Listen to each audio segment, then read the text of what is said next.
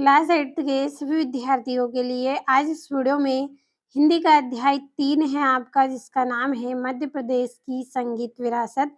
तो बच्चों, पिछले वीडियो में हमने पहला प्रश्न कंप्लीट किया है। आज हम इसमें दूसरा प्रश्न कंप्लीट करेंगे, जिसमें आपको संदर्भ प्रसंग व्याख्या करनी है। तो बच्चों, वीडियो में अंत तक बने रहें ताकि आप संदर्भ प्रसंग व्याख्या को अच्छे से समझ सके और कंप्लीट भी कर सकें। तो एक बार प्रश्न हम पढ़ेंगे।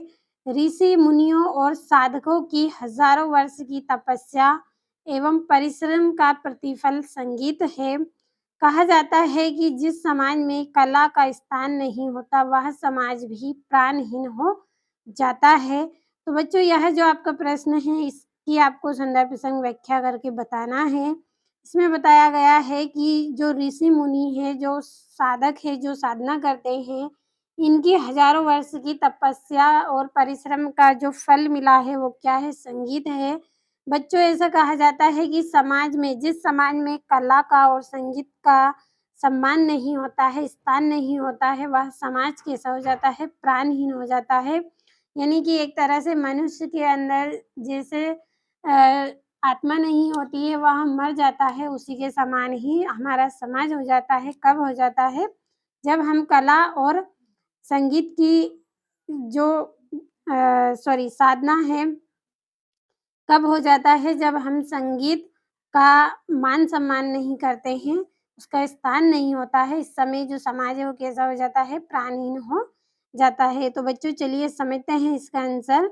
तो सबसे पहले आपको संदर्भ में क्या लिखना है? संदर्भ में आप लिखेंगे, प्रस्तुत गद्यांश हमारी पाठ्य पुस्तक भाषा भारती के मध्य प्रदेश की संगीत विरासत नामक पाठ से अवतरित है। संदर्भ है, संदर्भ में आपको 3 बातें याद होना चाहिए। पहला, कि यह जो गद्यांश दिया गया है, ये किस पुस्तक से लिया गया है और किस पाठ से लिया गया है। तो आपकी जो पुस्तक है उसका नाम है भाषा भारती। आपका जो पाठ है वो कौन सा है? मध्य प्रदेश की संगीत विरासत नाम है इसका, जो कि 3 पाठ है आपका। और जो लेखक कवि होते हैं उनका नाम आपको याद होना चाहिए। तो बच्चों, इसमें यहाँ पे लेखक और कवि दोनों का नाम नहीं दिया गया है। यहाँ पे एक से अधिक लेखकों के द्वारा लिखा गया है, इसलिए यहाँ पे हम लेखक गण कह सकते हैं। लेकिन आपको यहाँ पे लिखना कुछ भी नहीं है, केवल इतना ही आप लिखेंगे कि प्रस्तुत गद्यांश हमारी पाठ्य पुस्तक भाषा भारती के मध्य प्रदेश की संगीत विरासत नामक पाठ से अवतरित है। इतना ही आपको लिखना है। अब बच्चों, आपको प्रसंग में क्या लिखना है? बच्चों, आपको प्रसंग में लिखना है, प्रस्तुत गद्यांश में लेखक ने संगीत तथा अन्य कलाओं के महत्व पर प्रकाश डालते हुए बताया है कि जिस समाज में कला का सम्मान नहीं होता है, वह समाज प्राणहीन हो जाता है। तो बच्चों, इसमें आप प्रसंग में क्या लिखेंगे? इसमें कला और संगीत के बारे में ही बताया गया है।